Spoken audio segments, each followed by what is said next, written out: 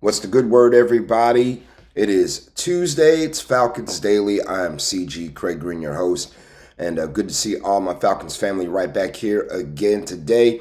We're going to talk about some more topics surrounding the Dirty Birds. First of which we did here shortly after our episode, or a little before our episode went live yesterday. Raheem Morris spoke to the media and said basically he doesn't see a world where Kirk Cousins and Michael Penix is going to play in the preseason this 2025. So, you know, they did that. They did some of that last year too, and not sure if it. I would say maybe mixed results, but again, it's hard to hold the preseason against Kirk Cousins when he started off so hot. And then again, remember he got injured, and the season kind of spiraled out of control from there. But should Kirk and Penix be playing on Friday? My opinion is yes. I understand where Raheem is at. He said he thinks that there are other players who need some more work. For example, Easton Stick and Emory Jones. They'll be the two under center for the Falcons. Who knows? Maybe Stick will get a half, Jones will get another half. But Raheem said that they'll get a good feel on what everybody needs, but the plan right now is for Kirk and Penix not to take any snaps in the preseason whatsoever. But I disagree with that model. I know he's trying to keep his quarterbacks healthy. I get that, but I mean, what's wrong with them going out there and turning around, handing the ball off? What's wrong with just a short pass or something like that? I understand anything can happen, but anything can also happen on the first snap of the season as well. So, I'm not a big fan of this strategy whatsoever. I understand where Raheem is coming from, and I could see if he said, "Hey, well, they're going to play."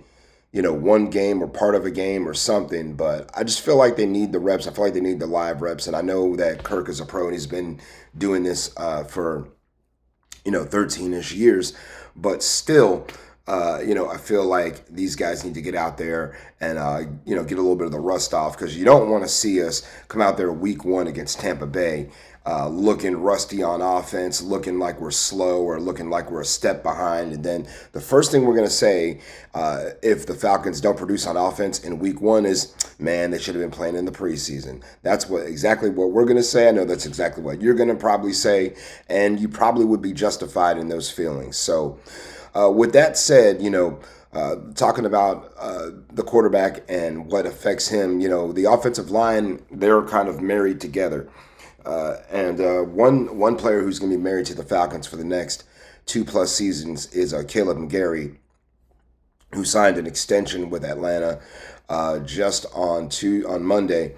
And he'll be back. I believe it's $30 million is what he is going to be getting, a 2-year extension for 30. So that ties Caleb McGary to the Falcons through 2027. And his agent Colin Roberts was the one who released the news and told everybody that Caleb would be sticking around in the A for the next 3 seasons. And when it comes to Caleb McGary, we know he's a much better run blocker than pass blocker. We also have a left-handed quarterback now. So naturally you think about protecting Mike's blind side when he's passing, because now his back will be turned to Caleb McGary, as opposed to when Kirk was quarterback. He had Jake Matthews to protect his backside. So now, do you, knowing that Caleb McGary is a much better run blocker than pass blocker, any reservations?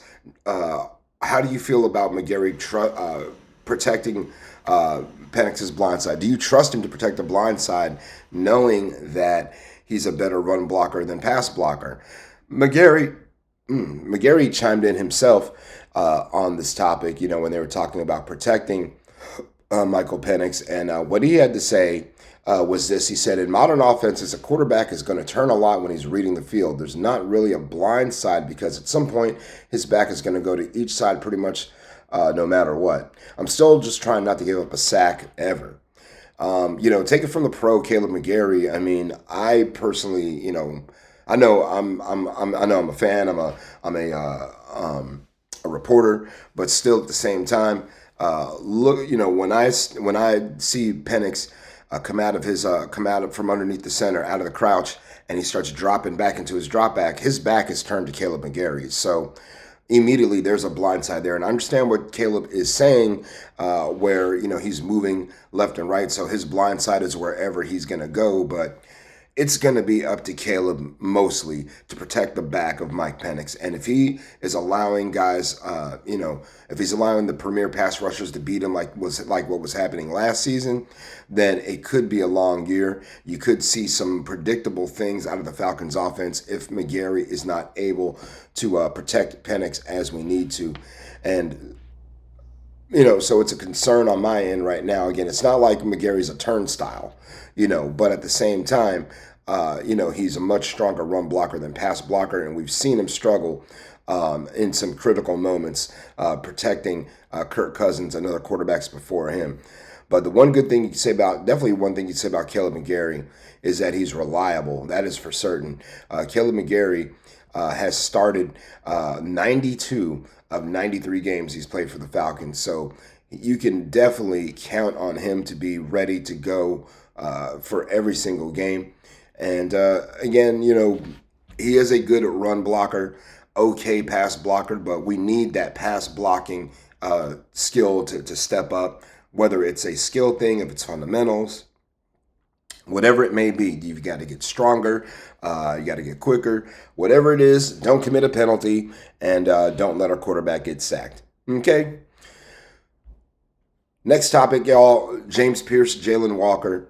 Got word from Raheem on Monday that there's a good chance that these guys could play on Friday, especially Jalen Walker. Remember, he was dealing with a hamstring ailment. They said it didn't seem to be too serious. It was more of a precautionary injury that they were looking over. So how many reps does James Pierce and Jalen Walker, how many reps do they need on Friday? I mean, hey, let these guys go at least the whole first half. Why not?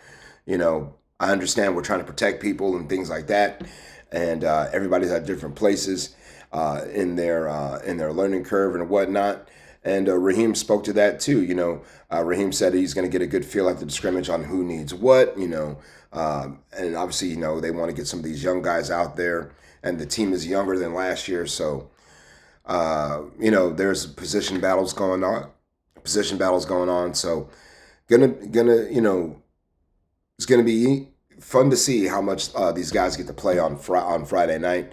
But again, for my money, I want to see 11 and 27 out there rushing the passer as much as possible, raising as much hell as possibly can, and give us Falcons fans some hope that we can actually sack the quarterback, because it feels like it's been forever. I mean, I feel like I could put on black and white film and watch John Abraham just obliterating quarterbacks and helping to keep us in games because we had a premier pass rusher. Hopefully now we've got three with Leonard Floyd, James Pierce, and Jalen Walker. And hopefully some of the other guys can feed off of their energy and make this pass rush unit the most feared unit in the NFL, because that's what it's going to take, to overtake the Bucs. And that's what it's going to take to beat them week 1. All right, everybody. Appreciate y'all chiming in again. We'll be back on Wednesday with more Falcons Daily. We'll chop it up with y'all. Again, please give Fan Archco a follow in the top left corner, FANARCHCO. And you can give me a follow as well, Craig G Sports, CRAIG, the letter G, and the word sports. Appreciate y'all doing that. And again, thank you all for the kudos on 1,000 subscribers. Let's get to 2,000, okay? Let's get to 3,000, 4,000, 5,000. Let's do it. Let's do it together.